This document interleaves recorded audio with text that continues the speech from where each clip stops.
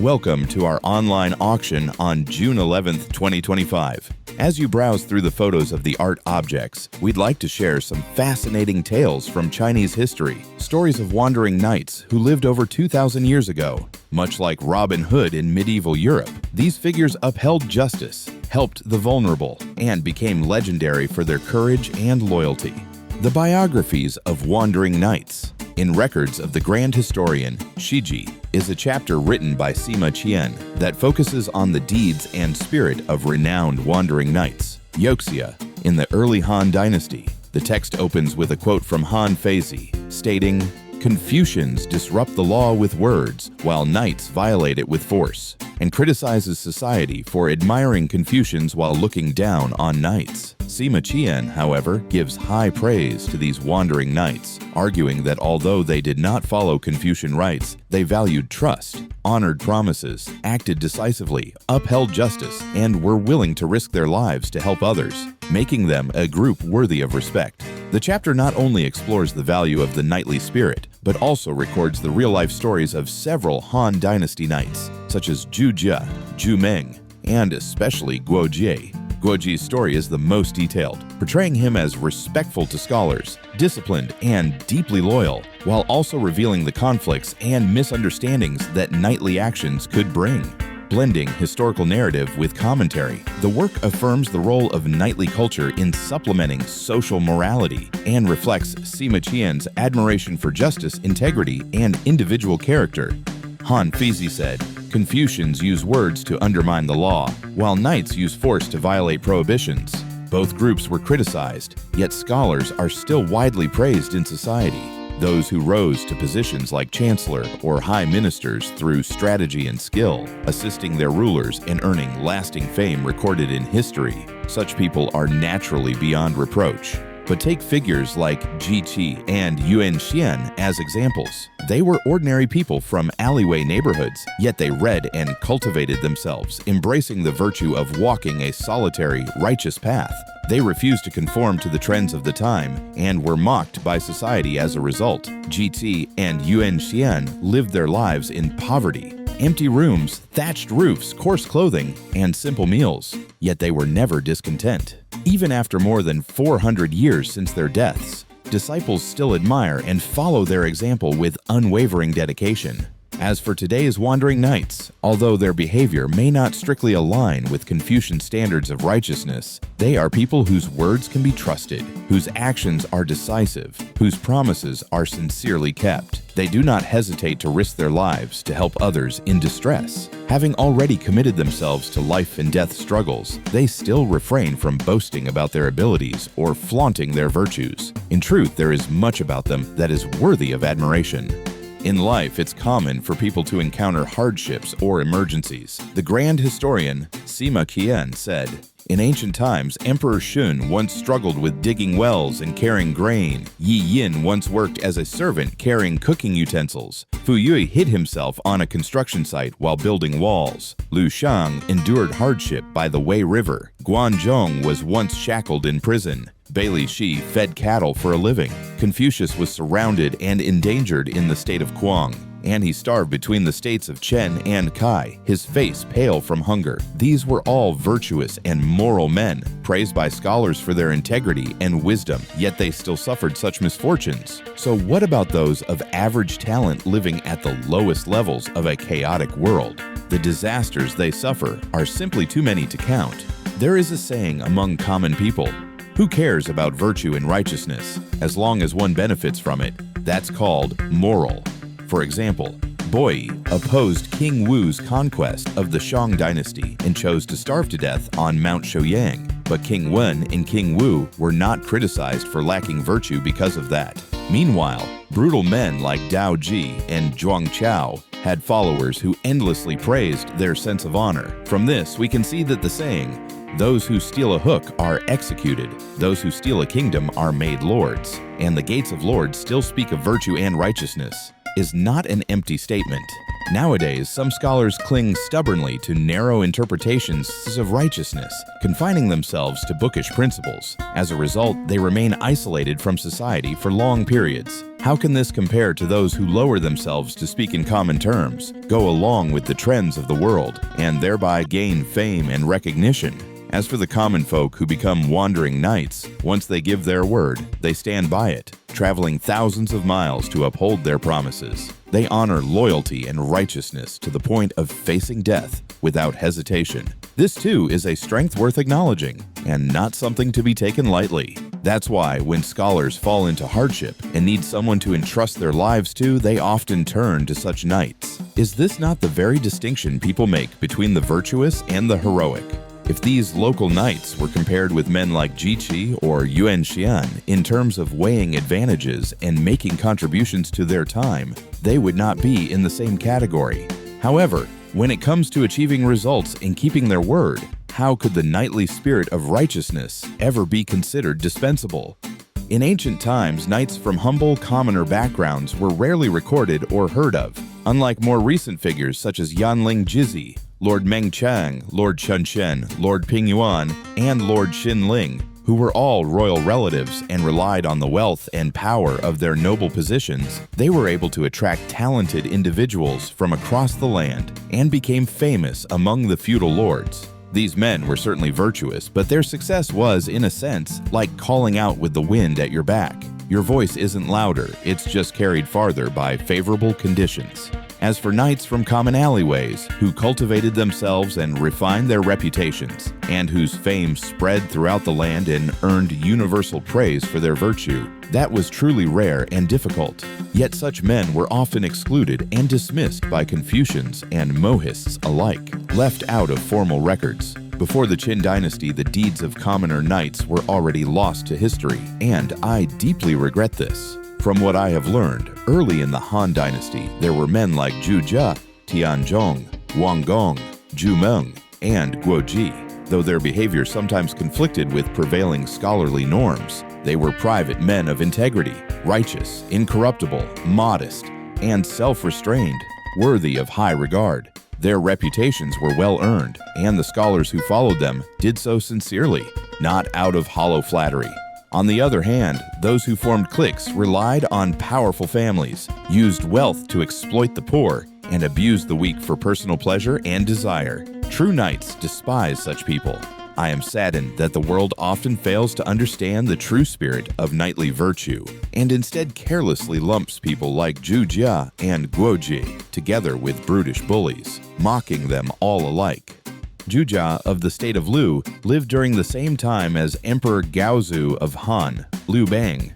While most people in Lu followed Confucian teachings, Zhu Jia became renowned for his chivalrous conduct. He secretly assisted and sheltered over 100 capable and heroic individuals, and the number of ordinary people he helped was too great to count. Yet he never boasted of his abilities or flaunted his virtue, and for every good deed he performed, he feared it might become known. When helping others, he always began with those who were poor and in distress. He kept no surplus wealth, wore simple clothing without fancy colors, ate plain meals without indulgence, and never rode in anything better than a cart pulled by an old ox. He dedicated himself fully to addressing the urgent needs of others, placing their concerns above his own.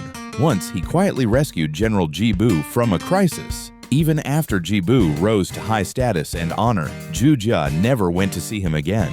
East of the Hanggu Pass, there was no one who did not admire him and long to befriend him. Tian Zhong of Chu was known for his chivalry and had a fondness for swordsmanship.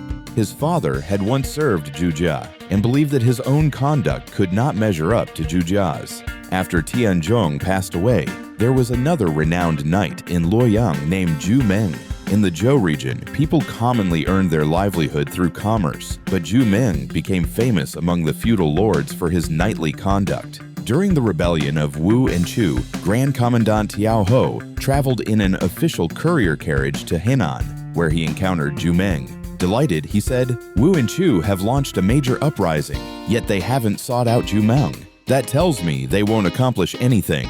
At a time when the world was in turmoil, having Zhu Meng was considered by the chancellor as valuable as possessing the strength of an entire rival state. Zhu Meng's conduct was much like that of Zhu Jia, righteous and generous, but he also enjoyed gambling, playing games that had been around for decades. Yet when his mother passed away, he escorted her funeral procession from afar with over 1,000 carriages accompanying it. When Zhu Meng himself died, however, his household possessed no more than 10 pieces of gold. There was also a man from Fuli named Wang Meng, who was known throughout the Jianghuai region for his chivalrous reputation.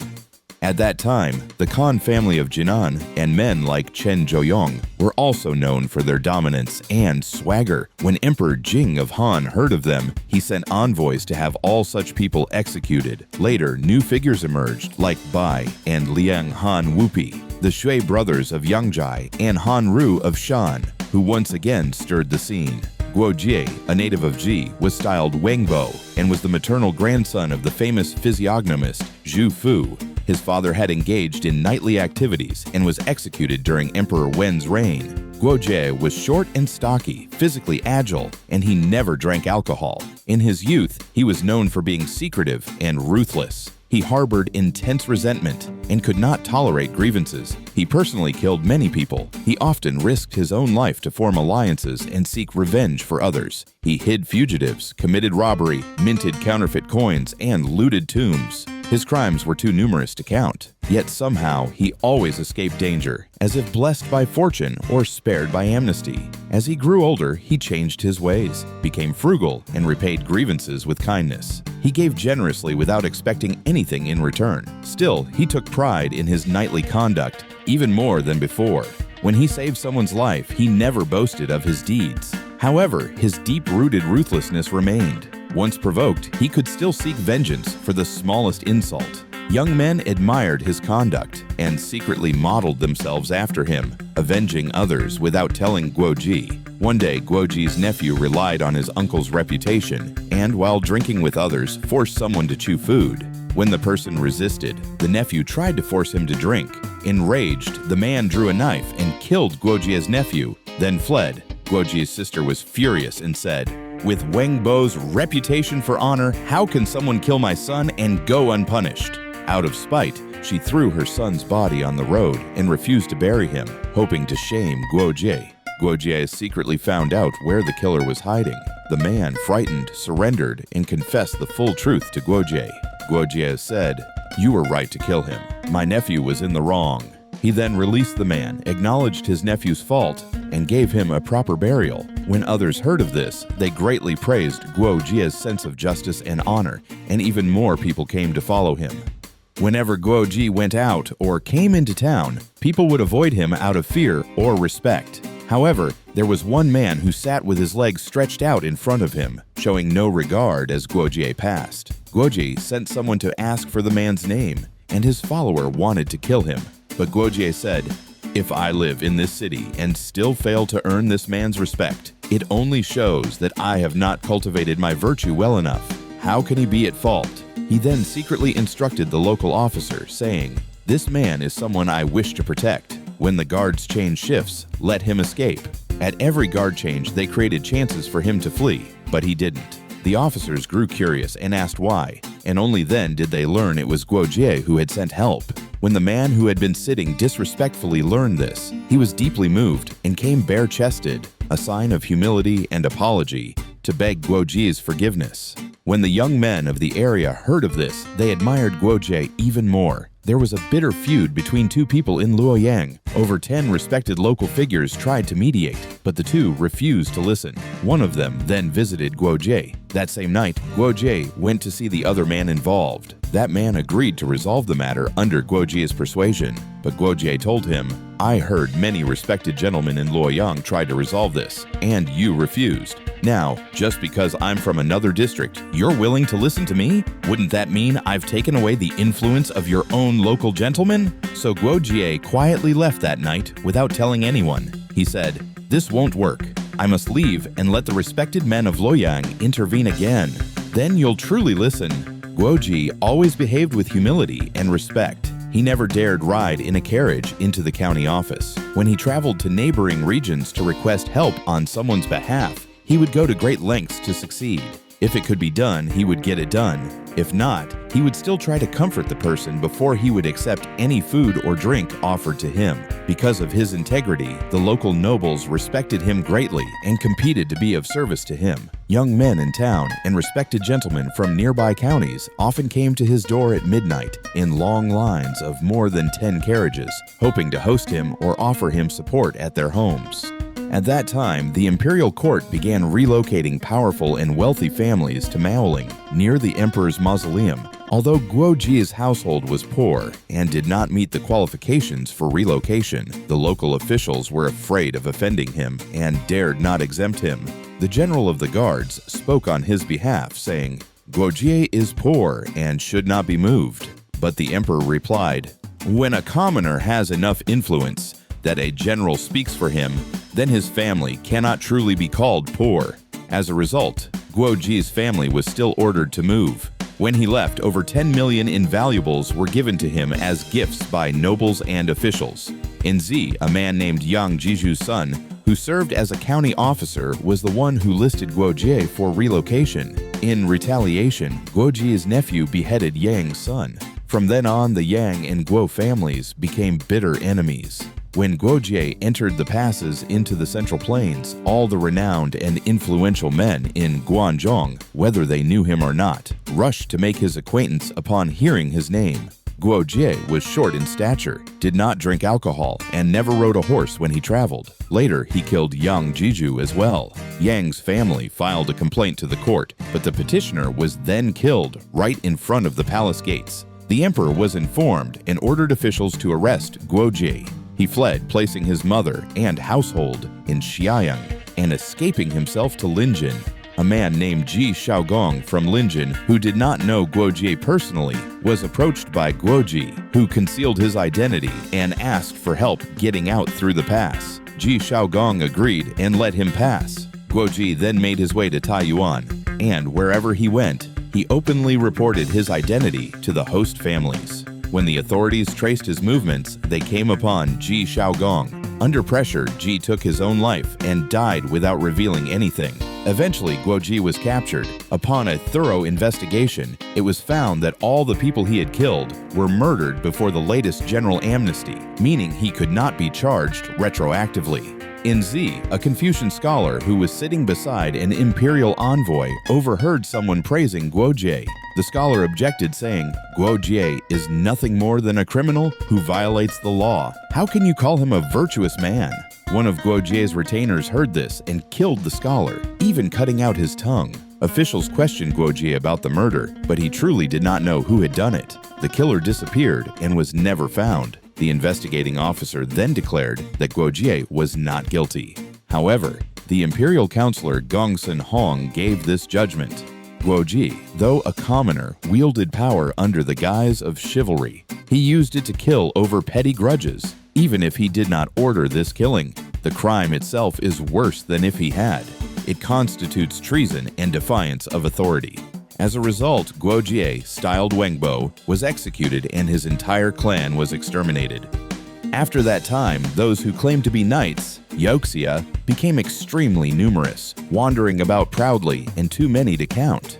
Yet among them, some still stood out for their refinement. Fan Zhongzi of Chang'an in Guangzhong, Zhao Wangsun of Huaili, Lord Gao of Changling, Lord Guo of Shihei, Lu Gongru of Taiyuan, Zhangqing of Linwai, and Tian Junru of Dongyang. Although they were considered knights, they conducted themselves with humility and modesty, showing the demeanor of true gentlemen. As for the Yao clan of the northern route, the various Du families of the western route, Chu Jing of the southern route, Zhao Ta and Yu Gongzi of the eastern route, and Zhao Tiao of Nanyang, these were merely rogues, like the infamous bandit Dao Jie, living among the people. They are not worth discussing and are, in fact, a disgrace to the noble legacy of earlier knights like Zhu Jia. The grand historian, Sima Qian, says, "When I look at Guo Ji, I see someone whose appearance is below average and whose speech is not particularly impressive. Yet throughout the land, whether virtuous or not, wise or foolish,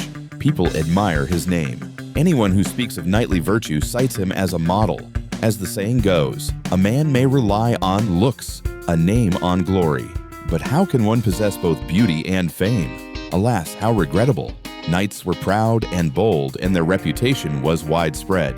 They held great sway in local affairs and could even humble high ministers. Zhu Jia once saved Jibu. Zhu Meng helped quell unrest. They aided those in distress and resolved vengeance in times of danger. How extraordinary was Wenbo, Guo Ji. Though his looks were unremarkable, his name shone with honor. Once again, we warmly welcome you to join our online auction on June 11th, 2025. Thank you for listening and taking the time to review our offerings.